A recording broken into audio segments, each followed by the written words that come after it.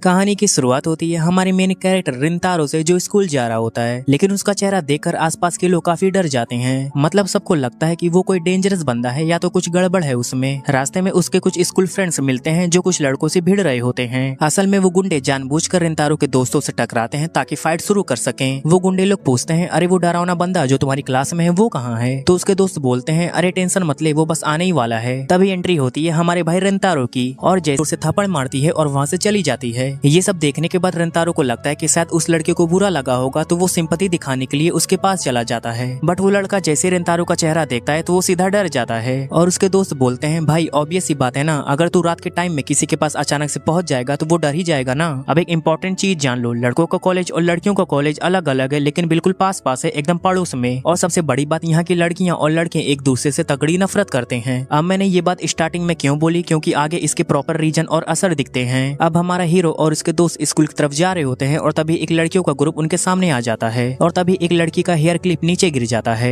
एक लड़का उसे उठाकर वापस देने लगता है, लेकिन लड़की सीधा बोलती है, अब इस पे तुम्हारा हाथ लग गया है तो मैं इसे नहीं लेने वाली। और ये बोलते हुए वो उसे इतनी बुरी तरह इंसल्ट करती है, मतलब ये तो मैंने प्यार से बताया, पर असली सीन और भी ज्यादा टॉक्सिक था। जिसके बाद रिंतारो के दोस्त भी आपस में बात करने लगते हैं कि ये लोग कभी भी नहीं सुधरने वाली। अब हमें थोड़ा स्कूल के बारे में पता चलता है कि लड़कियों का स्कूल एकदम रिच और इलाइट टाइप है और यहाँ पर हाई क्लास की लड़कियां पढ़ती हैं, और दूसरी तरफ लड़कों का स्कूल एकदम सरकारी स्कूल जैसा वाइब देता है। मतलब यहाँ के लड़कों के पास फ्यूचर को लेकर ज्यादा क्लियरिटी नहीं है, इसलिए लड़कियों को लगता है कि ये लड़के फ्यूचर में जाकर नल्ले बेरोजगार बनेंगे। लेकिन अब रियलिटी देखा जाए तो लड़के वैसे बुरे नहीं है, लेकिन परसेप्शन की वजह से लड़कियों को लगता है कि ये लड़के खराब हैं। और एक चीज जो मैं बताना भूल गया, लड़कियों के स्कूल में परमानेंट पर्दे लगे होते हैं ताकि उन्हें कभी किसी लड़के का चेहरा ना देखना पड़े। मतलब भाई देख रहे हो ना, कितनी ज्यादा नफरत करती हैं लड़कियां हर एक छोटी चीज में, ईगो, एटीट्यूड और डायरेक्ट इंसल्ट। खैर अब सीन शिफ्ट होता है और हमें दिखाया जाता है कि रिंतारो के फ्रेंड्स कैरियोके जाने का प्लान बना रहे होते हैं, लेकिन रिंतारो साफ मना कर देता है और कहता है कि भाई मुझे घर जल्दी जाना है। और जैसे ही वो घर पहुंचता है तो उसकी मम्मी फुल डांट मोड में आ जाती हैं, इतनी देर कहाँ लगा दी और तू लेट क्यों आया? रिंतारो कहता है, मॉम स्कूल बहुत दूर था और आज बारिश भी हो रही थी इसलिए मैं लेट हो गया, और आपको पता है ना मैं इस काम में बहुत बेकार हूँ और मेरी वजह से कोई भी रेस्टोरेंट नहीं आता। ये सुनने के बाद उसकी मॉम हंसते हुए कहती है कि कोई बात नहीं, अभी तो सिर्फ एक ही कस्टमर है और वैसे भी बारिश हो रही है तो ज्यादा कस्टमर नहीं आने वाले, मुझे भरोसा है कि तू संभाल लेगा। और इतना बोलकर उसकी मॉम वहाँ से चली जाती है। जिसके बाद रिंतारो बेकरी का आउटफिट पहनता है और नरेशन देने लगता है,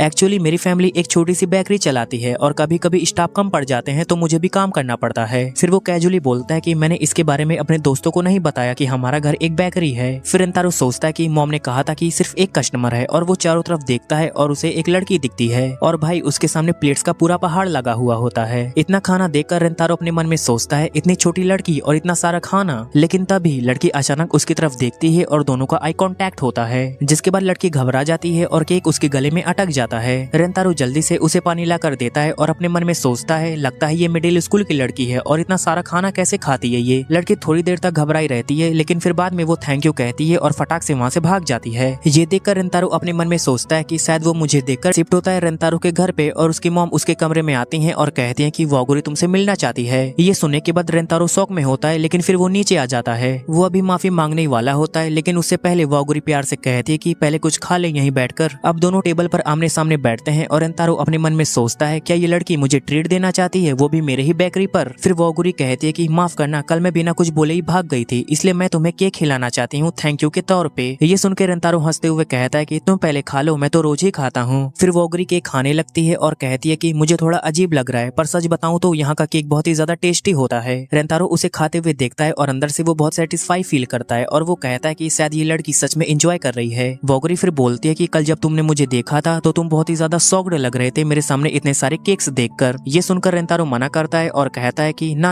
ऐसा कुछ नहीं था, लेकिन मन ही मन वो कहता है कि हाँ यार लिटरली मैं पूरा शॉक्ड था इतने सारे केक्स देखकर। वागुरी हंसते हुए कहते कि कल वैसे भी बारिश हो रही थी तो मैंने सोचा चलो एक दो केक और मार लिया जाए, इसलिए मैं वहीं बैठी रह गई थी। अब दोनों धीरे धीरे आपस में नाम पूछते हैं और वागुरी रिंतारो को बड़े प्यारे तरीके से बात करके अपना नाम बताती है। रिंतारो अपने मन में सोचता है कि ये पहली बार है कि कोई खुद मुझसे मिलने आया और मुझसे जरा भी नहीं डरा। मॉम के बाद शायद ये पहली इंसान है। वागुरी कहते कि सच बताऊं तो कल मैं तुम्हारी शक्ल देखकर नहीं भागी थी, असल में ये पहली बार नहीं था जब मैं तुम्हारी शॉप पर आई थी, या फिर जब तुमने मेरी हेल्प की थी, शायद तुमने नोटिस नहीं किया होगा। रिंतारो थोड़ा शौक में सोचता है कि शायद सच में मैंने कभी ध्यान ही नहीं दिया। फिर वो अचानक जोर से बोलता है, अरे तो फिर कल तुम भागी क्यों थी? इतना लाउड सुनकर शॉप में एक काम करने वाली एक आंटी बोलती है, थोड़ा धीरे बोलो बच्चों, इतना तेज कौन बोलता है? वागुरी थोड़ा शर्माते हुए कहती है कि ये पहली बार था जब कोई लड़का मुझे इतनी देर तक देख रहा था, इसलिए मैं शर्मा गई और वहाँ से भाग गई। ये सुनकर रिंतारो लिटरली घबरा जाता है और अपने मन में सोचता है क्या कोई रात भी काफी हो गई है तो मैं तुम्हें स्टेशन तक छोड़ देता हूँ। लेकिन वागुरी बोलती है कि अभी नहीं, मुझे पहले एक केक ऑर्डर करना है। फिर वो काउंटर पर जाती है और ऑर्डर देती है। कुछ देर बाद रिंतारो पूछता है कि क्या तुम सच में अकेले स्टेशन चली जाओगी ना, क्योंकि रात काफी हो चुकी है और स्टेशन काफी दूर है। वागुरी जवाब देती है डोंट वरी, और हाँ एक बात और, तुम ये बिल्कुल मत सोचना कि मैं तुम्हारी शक्ल देखकर भागी थी। मैं तो सच में तुमसे बिल्कुल भी नहीं डरी थी। In fact thank you so much, तुमने मुझसे इतनी प्यारी तरह से बात की। और इतना कहकर वागुरी वहाँ से चली जाती है। फिर रिंतारो अपने कमरे में आता है और लिटरली उसका चेहरा पूरा शर्म से लाल टमाटर हो जाता है। पहली बार किसी लड़के ने मुझसे इतने अच्छे से बात की। वो बेड पर लेटा होता है और सोच रहा होता है कि बचपन से अब तक सबने मुझे रिजेक्ट ही किया है, बट आज मुझे कोई समझने की कोशिश कर रहा था। फिर उसे वागुरी की एक बात याद आती है, जब तुम मेरी तरफ देख रहे थे तो मेरा हार्ट बीट तेज हो रहा था और रिंतारो से दिक्कत हो सकती है। रिंतारो फिर उन तक पहुंच जाता है और वो डर रहा होता है और वो अपने मन में कहता है कि क्या पता वागुरी भी अब मुझे वैसा ही समझे जैसा ये लोग कह रहे हैं। लेकिन तभी वागुरी भी हालत में आ जाती है। थैंक यू, मुझे बार बार सुनना है। उसके बाद रिंतारो वागुरी को स्टेशन तक छोड़ने जाता है और वागुरी बोलती है कि अगली बार जब मैं तुम्हारी शॉप में आऊंगी ना तो हम दोनों साथ में बैठकर केक खाएंगे। रिंतारो का हार्ट लिटरली भी बोर नहीं हो पाऊंगा।